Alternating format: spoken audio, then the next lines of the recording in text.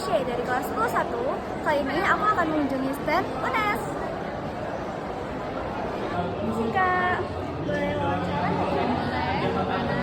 Jadi aku mau tanya nih, di UNES itu ada organisasi apa aja sih Kak? Itu ada UKM protokol, itu protokoler untuk acara-acara di UNES. Kemudian ada teater, ada penyiaran radio, ada paduan suara juga yang sudah membahas internasional, terus ada karate, masih banyak lagi, banyak banget. Wow, keren banget. Terus UNES itu maksudnya unggul di jurusan apa aja Kak? Hampir semua sudah bisa dilihat saja di pamfletnya ada keterangan di mana prodi tersebut unggul ya, ada keterangannya, jadi bisa dilihat mana saja yang sudah unggul. Terima kasih Kak. Halo semuanya, nama saya Sonia dari kelas 11. Jadi ini aku akan mencari sama kakak Senata dan kalau udah tahu ini kalau nilai rapot minimal berapa kak? Kita nggak ada minimal nilai rapotnya, tapi sebenarnya untuk farmasi sama psikologi ini kan karena peminatnya cukup banyak, jadi biasanya teman-teman apply-nya di 85 ke atas.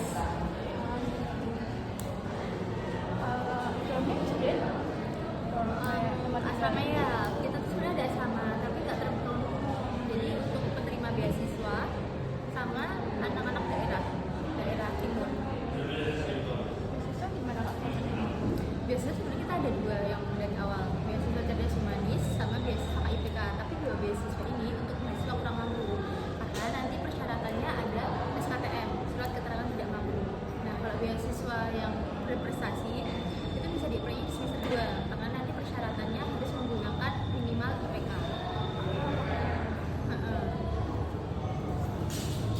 Terus coba kak ceritain suka duka jadi mahasiswa Senata dan Suka duka, sukanya tuh karena sebenarnya kan sadar tuh kan mini Indonesia, jadi kayak dari berbagai suku tuh ada. Jadi sukanya tuh kamu bisa belajar suku mana aja. Contohnya tuh temenku ada yang Batak, jadi aku lebih banyak kayak tahu tentang Batak. Temenku juga ada yang dari Sunda, terus aku juga diajarin gimana sih bahasa Sunda, meskipun sebenarnya aku juga nggak bisa, cuman aku sering dengerin aja.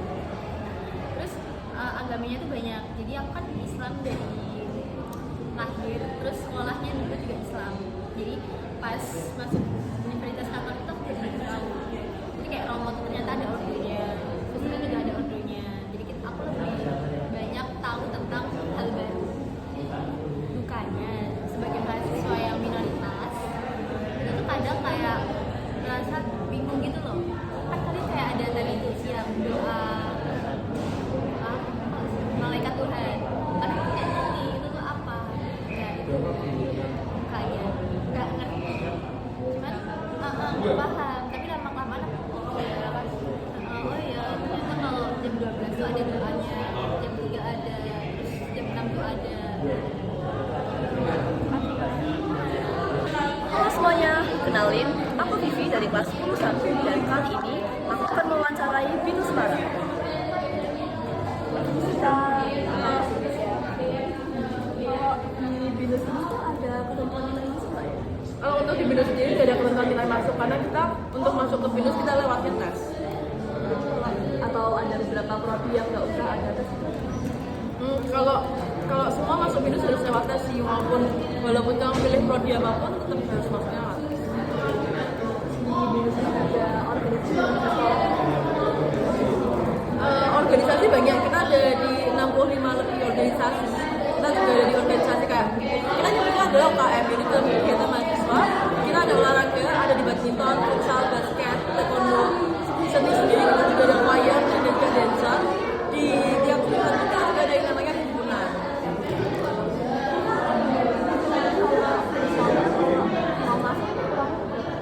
Untuk biaya masuknya sendiri bisa dilihat, karena di tiap region beda-beda, jadi tergantung lokasi ya. Betul. Iya.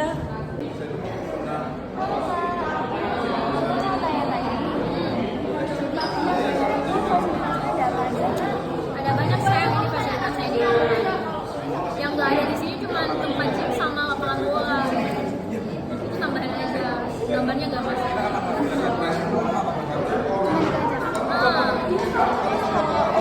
Biasanya UPH itu ngadain program apa aja? Tergantung dari program sama kalau misalnya kamu masuk di organisasi besaran kampusnya itu tergantung ketua sama wakilnya program kerjanya apa aja.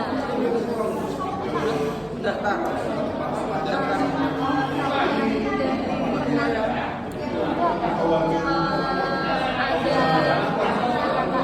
kalau aku kayak study tour, kayak tour lab gitu, terus kayak seminar gitu. Kedokteran.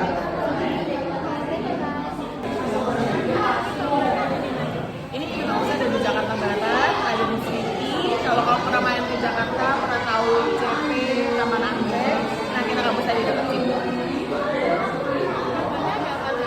Programnya kalau ini kita ada dua, itu ada Australian Program sama American Program. Kalau Australian Program ini kita ada dibagi dua juga, diploma dan foundation. Kalau diploma itu kita ada tiga, ada bisnis, IT dan arts. Tapi kalau misalnya MAFI itu untuk jurusan-jurusan yang tidak dalam jurusan tadi gitu. Jadi kalau misalnya di diploma itu kamu 8 bulan di kita, jadi nanti kamu di kelas 12 nih, kelas 12 kamu daftar ke GIC, itu kamu kuliah 8 bulan di GIC, itu setara dengan tahun pertama kuliah di Monash. Jadi begitu kamu transfer ke Monash, itu udah tahun kedua, betul. Jadi tinggal selesai tahun kedua dan tahun ketiga di Monash, karena Monash itu 3 tahun gitu. Kalau foundation itu adalah pre-university. Jadi itu kayak jembatan untuk kamu masuk ke uni di Australia di Monash. Jadi kamu kalau foundation kamu 12 bulan di kita, 1 tahun itu kuliah di kita, lalu transfer ke Monash University ke jurusan-jurusan selain 3 jurusan tadi, itu kamu masuknya di tahun pertama gitu. Kalau yang American Program kita ada 1+3, 2+2 dan 3+1. 1+3 itu setahun di Indo, 3 tahunnya di Amerika. Kalau 2+2 itu 2 tahunnya di Indonesia, terus 2 tahun lagi di Amerika. 3+1 3 tahunnya di Indonesia, 1 tahunnya di Amerika. Bedanya selain lebih murah, jadi kalau misalnya semakin lama kamu di Jakarta, semakin lama kamu di Indonesia itu semakin murah. Tapi kalau dan ada juga beberapa jurusan yang tidak meng-cover program 3+1 gitu. Dan kalau 1+2 itu biasanya untuk jurusan-jurusan yang seperti aviation gitu. Kita kan kerjasama dengan Western Michigan kalau di Amerika. Nah kalau di Western Michigan, aviation itu nomor 2 di Amerika gitu. Jadi bagus ya. Dan harganya cukup murah untuk ukuran kampus di Amerika. Jadi peminatnya banyak dan kebetulan kita tidak provide untuk sekolah aviasi di sini. Jadi mereka pakai programnya 1+3. Jadi mereka setahun kuliah di jurusan kita di Amerika Program. Terus nanti mereka akan lanjut tahun kedua, ketiga dan keempat di Amerika. Sama-sama. Kita ada ini fakultasnya ada teknik informatika, ada bisnis, ada desain, sama komunikasi. Ini brownie-brownie-nya. Kalau di situ yang paling ini gimana?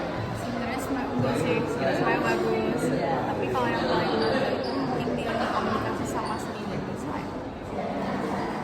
Terus kalau misalnya UKT-nya sekitar berapaan ya? UKT itu nih ada base semesteran. Ini tiap mata kuliah itu beda-beda, tiap prodi itu beda-beda. Terus ini ada uang pangkal juga, tapi kita biasa ada beasiswa sampai 100% uang pangkal, jadi nggak usah bayar uang pangkal. Kalau yang grade A, grade B, grade C itu maksudnya berapa? Itu bedanya gini, kalau yang grade B sama grade C itu yang nggak ada kerjasama sama kampusnya, kalau kampusnya ada kerjasama sama SEDES, jadi SEDES itu jadi grade A. Nah bisa juga nih ngajuin beasiswa raport, misalkan kamu kelas 12 nih, raport sama 1 sampai semester 5 kamu bagus, semester sampai 5 itu berarti kelas 10, kelas 11 sama 12 kan sama. Kamu masukin aja nilai raport kamu, kalau bisa rata-ratanya segini, kamu bisa dapat 100% beasiswa uang pangkal, jadi nggak usah bayar uang pangkal, dan selesai aja. ada beasiswa juga sih. Misalnya kayak prestasi Ada, kita ada beasiswa itu kalau misal kamu ada sertifikatnya itu minimal juara 3 tingkat provinsi. Itu apapun, boleh tim, boleh yang orang tapi harus sama kamu sendiri. itu harus akademik atau non Karena akademik? non boleh basket, sama kamu ada di paduan suara juga boleh, lomba gambar juga boleh, apa aja boleh. Terus di Wisma itu kita ada beasiswa akademik, karyawan, terus staf atau kepala sekolah di sekolah itu boleh banget diajuin beasiswanya.